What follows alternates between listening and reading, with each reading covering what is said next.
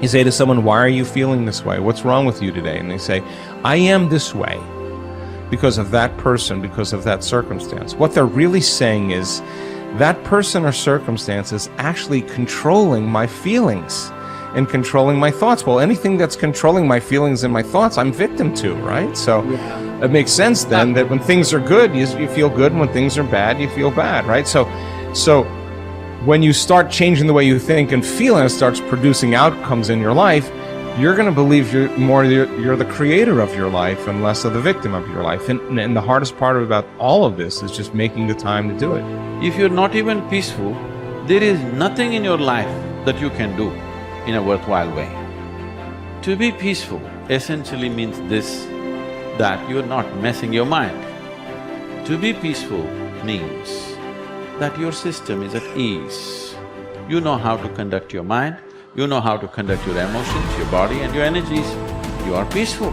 If you change the picture in your mind, you change the chemistry, you change the fate. So I'll give an example.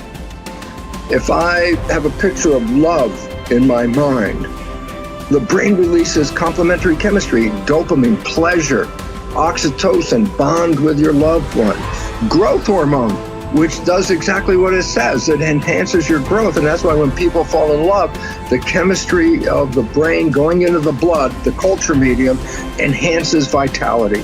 People glow when they fall in love. People are healthy when they fall in love. It's not an accident, it's the chemistry of your culture medium. But now I say, but wait, what if I have a picture of fear? I go, oh, well, love chemistry doesn't come out when fear is in the picture. The brain releases stress hormones and factors that affect the immune system and growth of the system. And I go, oh my goodness. I say, why is it relevant? Changing my thought changes my chemistry. The chemistry adjusts my biology. So if I can control my thoughts, I can control the chemistry, and therefore I control the biology. So all possibilities already exist. You don't have to create the possibility. In fact, all you have to do is become aware that it exists. The moment you do that, you're changing the thought and you're producing a different frequency. Now, if the person is astute enough to feel the frequency of the thought in the quantum and not wait for the experience to happen, but the thought of abundance would produce the feeling of abundance. Tell guilt, shame, the past, I've changed my mind. I'm not living condemned. Listening to the accusing voices, I'm forgiven, I'm redeemed, restored, my future is bright. Tell lack, struggle, not having enough, I've changed my mind. That is not my destiny. I will lend and not borrow. What I touch will prosper and succeed. Abundance, overflow, increase is coming my way. Train your mind. Train your mind not to focus on the problem and make it bigger, but focus on the solution to solve it. Stay positive, stay focused, and most importantly, stay strong. The way we've been using our thoughts are not necessarily productive.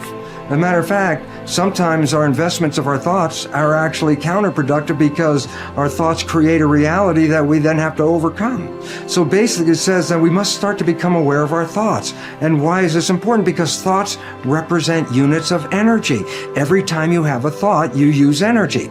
Why this becomes relevant is, if I give you a checkbook for your bank account, you don't go down the street and just write checks to people like, oh, hey, you're a nice looking guy. Here's $10 for you. And, oh, here, little girl, go out and buy yourself a little car. Here's $1,000 for you. And you don't give away your money. Why? Because giving away your money is giving away your life. So basically, you become very frugal when you have a checkbook in your hand. Now, what I'm trying to tell you is this. You have an energy budget in your body. The energy is what keeps you alive. When you start using energy and writing checks where you get no return from your energy, then it's exactly the same as writing checks out of your bank checkbook and giving away your cash. So why this becomes important is the biology of belief reveals how our thoughts create our reality. And if you start investing in thoughts that are counterproductive, thoughts like fear, or what am I going to do, and how am I going to escape this problem, or how's this going to go wrong, and all these other kinds of thoughts that are negative kinds of thoughts, then realize this.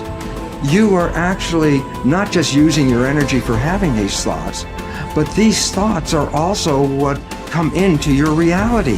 What you focus on with your thoughts, your brain will manifest as reality. James from Harvard said, believe and your belief will create the fact.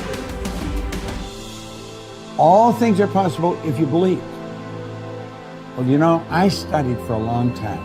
I started to study this book, Think and Grow Rich. And he talks about belief in here. He says, you're not ready for what you want until you believe you can get it.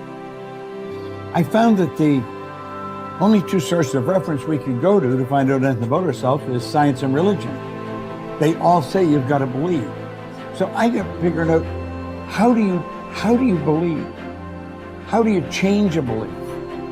Interesting subject, because I'm going to tell you something. Your results are nothing but the manifestation of your belief system. Well, our belief system, now listen carefully, is based upon our evaluation of something. And frequently when we reevaluate a situation, our belief about that situation will change. Let me repeat that. Our belief system is based upon our evaluation of something. Frequently, if we reevaluate a situation, our belief about it will change. I began reevaluating who I was. I started to study. I never stopped studying.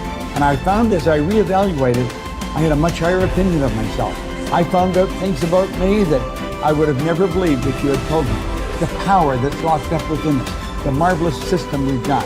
Do you know the blood circulates through your veins every 33 seconds, through hundreds of miles of passageway? Bang, just like that, clears all the food in and all the garbage out. Stop and think of the central nervous system. It's the most complex electrical system in the world. And you've got it. Think of your brain, an electronic switching station like that. You can change the vibration of yourself and everything around you. You have awesome powers. And it's all based on what you believe about you. Nothing is so embarrassing as watching someone do something that you said could not be done. People who embrace possibility thinking are capable of accomplishing tasks that seem impossible because they believe in solutions. When you believe you can do something difficult and you succeed, many doors open for you. Big thinkers are specialists in creating positive, forward-looking, optimistic pictures in their own minds and in the minds of others. If you embrace possibility thinking, your dreams will go from molehill to mountain size, and because you believe in possibilities, you put yourself in position to achieve them. The winners in life think constantly in terms of I can, I will, and I am. Losers, on the other hand, concentrate their waking thoughts on what they should have done or what they don't do. If you believe you can't do something, then it doesn't matter how hard you try, because you've already lost. If you believe you can do something, you have already won much of the battle. The first step in becoming a possibility thinker is to stop yourself from searching for and dwelling on what's wrong with any given situation. Sports psychologist Bob Proctor recounts, I tell people, if you don't want to get into positive thinking, that's okay. Just eliminate all the negative thoughts from your mind. Whatever's left will be fine. If possibility thinking is new to you, you're going to have to give yourself a lot of coaching to eliminate some of the negative self-talk you may hear in your head. When you automatically start listing all the things that can go wrong or all the reasons something can't be done, stop yourself and say, don't go there. Then ask what's right about this. That will help to get you started. And if negativity is a really big problem for you and pessimistic things come out of your mouth before you've even thought them through, you may need to enlist the aid of a friend or family member to alert you every time you utter negative ideas. One of the best ways to cultivate a possibility mindset is to prompt yourself to dream one size bigger than you normally do. Let's face it, most people dream too small. They don't think big enough. Henry Curtis advises, make your plans as fantastic as you like, because 25 years from now they will seem mediocre. Make your plans 10 times as great as you first planned, and 25 years from now you will wonder why you did not make them 50 times as great. If you push yourself to dream more expansively, to imagine your organization one size bigger, to make your goals at least a step beyond what makes you comfortable, you will be forced to grow. And it will set you up to believe in greater possibilities. Most people want their lives to keep improving, yet they value peace and stability at the same time. People often forget that you can't improve and still stay the same. Growth means change. Change requires challenging the status quo. If you want greater possibilities, you can't settle for what you have now. When you become a possibility thinker, you will face many people who will want you to give up your dreams and embrace the status quo. Achievers refuse to accept the status quo.